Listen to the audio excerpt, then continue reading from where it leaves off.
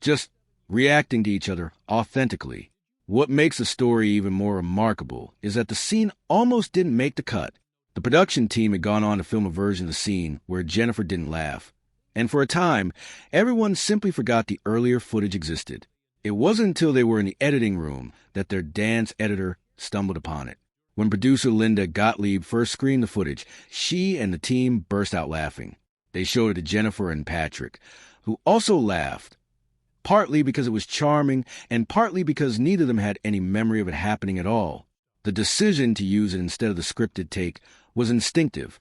That accidental moment of real chemistry became one of the film's most enduring scenes. A similar serendipity shaped a playful sequence where Johnny and Baby danced to Mickey and Sylvia's Love is Strange. The cameras were rolling while the actors rehearsed, entirely unaware they were being filmed.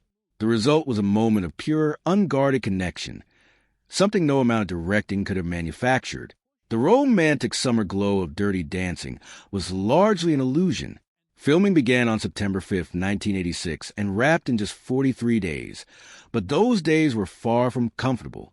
Because of production delays, much of the film was shot in autumn, which meant the crew had to go to elaborate lengths to maintain the appearance of a warm summer retreat.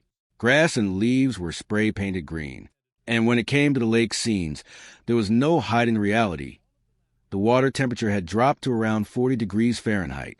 Jennifer later described the experience as horrifically cold, admitting she only endured it because she was young and hungry for the role.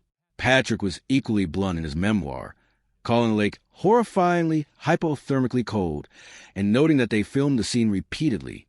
Far from the effortless romance it appears, the iconic lake lift scene was an ordeal that pushed both actors to their physical limits. Jennifer later reflected on it in her 2022 memoir, Out of the Corner, writing, "What you see between us in that scene was also real. Real gratitude, real respect, real care.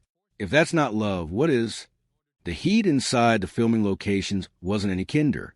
On particularly brutal days, external temperatures reached 105 degrees Fahrenheit, while lighting and camera equipment pushed indoor temperatures to 120 degrees Fahrenheit. Choreographer Kenny Ortega recalled that during one such day, 10 people fainted within 25 minutes. Veteran actress Paula Truman, who played Mrs. Schumacher, collapsed and was rushed to hospital for dehydration. Among all the challenges on set, one of the most poignant was Patrick's daily battle with his knee. Most viewers never suspected a thing. His dancing appeared effortless. But Patrick was performing in constant pain, and the story of how he got there is extraordinary. As a teenager, he had sustained significant damage to his left leg playing football.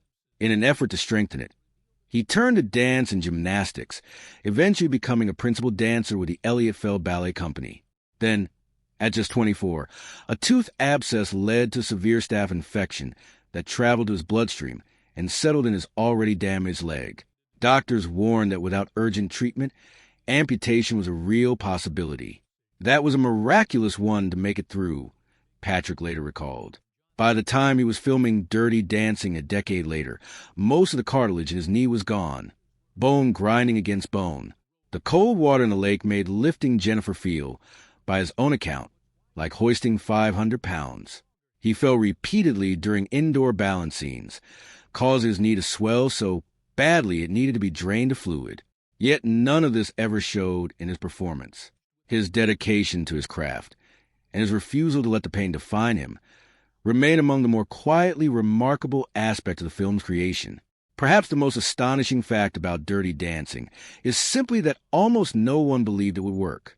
The script had been rejected 43 times before being picked up by Vestron, a small studio better known for home video distribution than theatrical releases.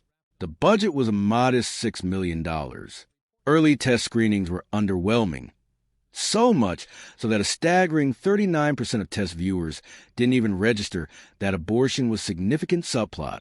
When the rough cut was screened for producer Aaron Russo in May 1987, his verdict was devastating. He reportedly suggested they should burn the negative and collect the insurance. Vestron executives were not far behind in their pessimism.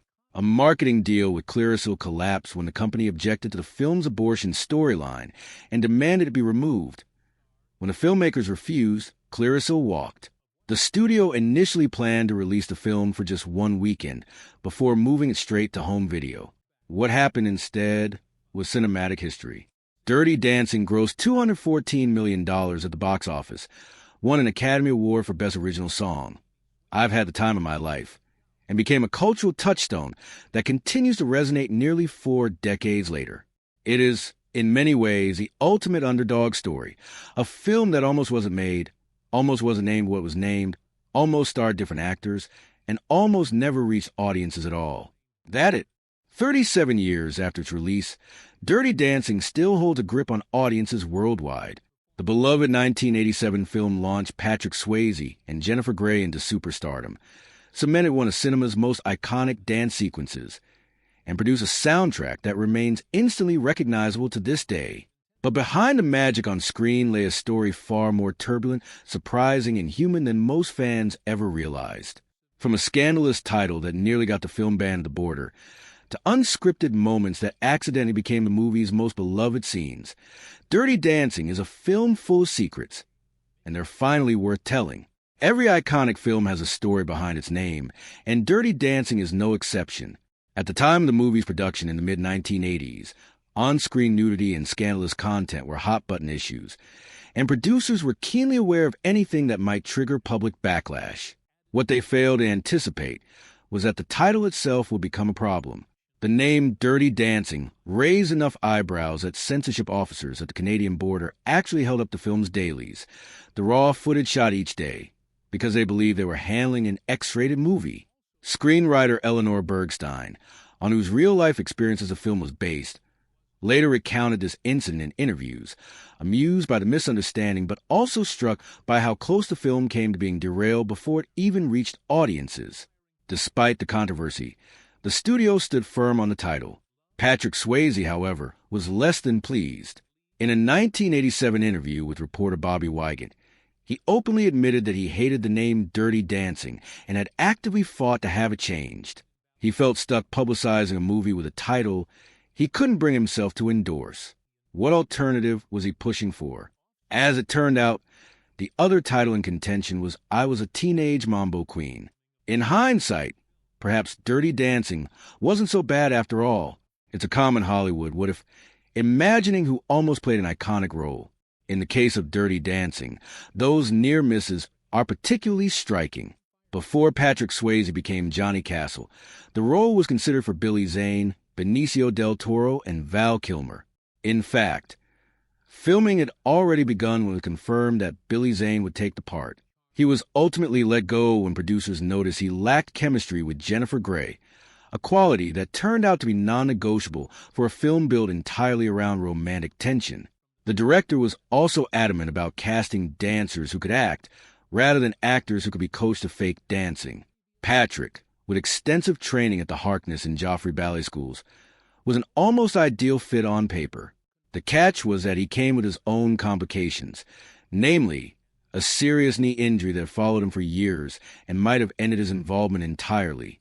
On Jennifer's side of the casting table, actresses Sarah Jessica Parker and Winona Ryder had both auditioned for the role of Baby before Grey secured it. Jennifer was ultimately paid $50,000 to film, a modest fee that would look almost laughable in light of the movie's eventual cultural footprint. Interestingly, the two leads had previously appeared together in the 1984 film Red Dawn, but that experience had done little to warm their relationship. If anything, it planted the seeds of the tension that would define their time on set. One of the great ironies of Dirty Dancing is that the chemistry everyone fell in love with on screen was, in many ways, fueled by genuine conflict behind the scenes. Patrick and Jennifer clashed repeatedly, their different acting styles making collaboration difficult. Patrick, who described himself as fearless and physical, found Jennifer unpredictable, prone to bursting into tears when criticized and slipping into fits of laughter at the worst possible moments. In his 2009 autobiography, The Time of My Life, Patrick wrote candidly about the friction between them. He recalled long shoot days where tensions ran high and minor criticisms could send Jennifer spiraling emotionally. The filmmakers had to work hard to preserve the on-screen illusion of romance while managing very real off-screen friction. And yet, this very tension is what gave their performances depth. Jennifer later described their dynamic in beautifully precise terms. His fearlessness combined with my fearfulness, like his lack of Jewishness and my super Jewishness, created a dynamic that was almost like a marriage of opposites. He'd do anything, and I'd be scared to do anything. Choreographer Kenny Ortega, who worked closely with him throughout production, put another way, they were like human fireworks. Sometimes it was conflict. Sometimes it was love. Either way, something between them was unexplainable to help them channel that natural chemistry. The filmmakers had Patrick and Jennifer rewatch their original chemistry test, evidence that they could, and did, work beautifully together. It was a reminder that what they'd managed to create once, they could create again. Some of the film's most beloved moments were never in the script at all, and were almost never seen by anyone. The famous rehearsal montage, in which Johnny trails his fingers down Baby's arm as she dissolves into helpless giggles, is perhaps the clearest example. Jennifer was genuinely ticklish, and her laughter during that take was completely real. So was Patrick's visible irritation. Neither of them was performing. They were Jay.